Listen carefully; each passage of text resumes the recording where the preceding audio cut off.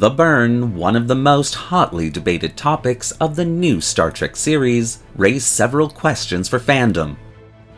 The biggest of which was, why didn't Starfleet simply use another form of faster-than-light travel to solve their dilithium issues? So today we'll discuss this lingering misconception and ask the question, does any of that make sense? Hello and welcome to another episode of Does That Make Sense? A Star Trek themed web series that discusses various odd or inconsistent Trek topics brought up by you over the years, this channel's audience. Today's video is on some of the alternatives that Starfleet could have used to achieve faster than light travel, and why those alternatives were not actually a possibility at all. Please note, this video is not an excuse for anyone to rant on this community about Star Trek Discovery. Anyone found doing so will be shown to the nearest airlock at faster than light speeds. This video is all about our own imaginations and discussing a topic like adults, so bear that in mind. And of course, as always, I'll be playing devil's little advocate about this topic in order to foster amazing discussions in the comments section below. So without further ado, let's dive in and ask the simple question, does that make sense? Like it or leave it, Star Trek Discovery did reignite the television franchise, while simultaneously splitting fandom. The differences in technology and visuals, along with the addition of a second sibling to the Spock family tree, would outrage some like never before. In response, the show would undergo many changes while at the same time definitively telling all of fandom that Discovery and all the series that followed took place within the Prime Universe. Season 2 of Discovery was actually well received, with Anson Mount and the crew of the Enterprise being embraced almost universally, and perhaps, in an effort to hedge the show's bets, the showrunners knew what they had to do with Pike, and so they pushed the USS Discovery almost 1,000 years into the future, with the idea that that jump in time would solve the show's problems for the most part. Unfortunately though, it did not. Being a Starship nut, as you good Trinaries know, I absolutely love the idea of these futuristic Star Trek starships coming to life. And then though, there was the burn. Now, I loved the idea of the burn, at least on paper, but like communism, the reality didn't exactly work out. The mystery drew me in, but the actual cause was just a little too far for even me to put a down payment on. Nevertheless, the burn is canon, and therefore this channel must respect it. But the thing is that what most of fandom often complains about is why the dilithium shortage was even a problem at all. What about Cochrane's No Dilithium warp drive, or the Romulans' artificial quantum singularity drive, or quantum slipstream drive for that matter? What about transwarp, spatial flexures, slingshots, wormholes, soliton waves? Why didn't Starfleet and the Milky Way simply switch to one of those propulsive systems? Problem solved, right? Well, no. Because what most of fandom doesn't realize is that all those propulsive systems used dilithium in one form or another. Let's start off with the first example, the No Dilithium propulsion system. Obviously, that doesn't use dilithium. Well, as we know, in a matter-antimatter reactor, the streams converge at the dilithium crystals, making the heart of that reactor the dilithium crystals themselves. Well, Zefram Cochrane had no trouble getting to warp without dilithium. Now, in beta canon, it's explained that our star system did indeed have deposits of dilithium in it, just not in great quantities, but enough for Zefram Cochrane's warp flight and other starships to achieve faster than light travel.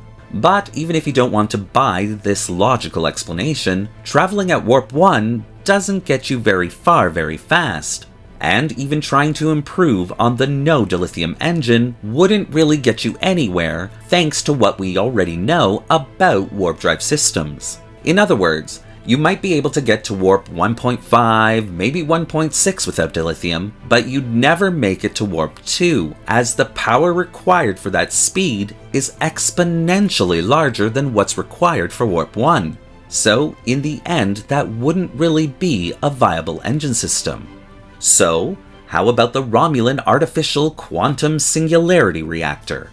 And as a power generation system, sure, it definitely is an alternative, but it also uses dilithium crystals. Not to generate the singularity itself, but it uses them in the core submatrix to regulate the unstable power output of that singularity. Meaning, no dilithium, again, no warp travel. In fact, without being able to regulate the power flow, the entire ship would most likely blow up at the first unstable power spike. I would say that the Romulan Artificial Quantum Singularity Reactor would have been the first core to be pushed aside as dilithium began to run out. So then Taz, what about utilizing the quantum slipstream drive? That didn't use dilithium, right? Again, wrong. In fact, the quantum slipstream drive utilized benamite crystals, which themselves are dilithium, just a more rare, densely packed and unstable form. And if normal dilithium was rare in the 31st and 32nd centuries, you can bet tribbles to Space Station K7 credits that benamite dilithium was probably already gone by this point. And although we can assume that the quantum slipstream drive was able to be adapted to utilize normal dilithium, that really wouldn't solve the underlying problem. But couldn't we just recrystallize the dilithium we have? I mean, they do that in the late 23rd century, and by the mid-24th century, it's commonplace. And yes, that is true. Dilithium can be recrystallized right in the articulation frame which holds the crystals. But recrystallization is also not a solution. Though it can extend the life of dilithium crystals, it can't recrystallize that crystal indefinitely. The more it recrystallizes it, the more purity it loses, and eventually itself becomes unusable. It's all based under the law of a copy of a copy of a copy of a copy, etc. Somewhere down the line, your copy is simply useless. Now, there are many other forms of faster-than-light travel, but they all in the end utilize dilithium in some form or capacity. But what about some of the ones that we know definitely don't require dilithium, like a wormhole? Well, good trinaries, with wormhole generation, even the 32nd century's Starfleet knowledge and technology simply isn't there yet. Although I'm sure Starfleet had its best and brightest working on it, i.e. the SB-19 project conducted by the scientists of Navarre, simply wishing you could create wormholes doesn't make it a reality, something many scientists face day to day to their own dismay. But luckily for them and the audience, the USS Discovery showed up with the answer, and the Mark II spore drive will in the end be the savior of future Starfleet and the citizens of the galaxy. But now, what do you think? Now, I know I haven't covered every possible drive system, but then again, they all use dilithium in some form or capacity. So I'm asking you, if you were Starfleet Command, what would you do to keep this crisis under control? How would you make sure that the Federation didn't collapse? Well, leave your thoughts and ideas in the comment section below. I'm looking forward to reading what you have to say.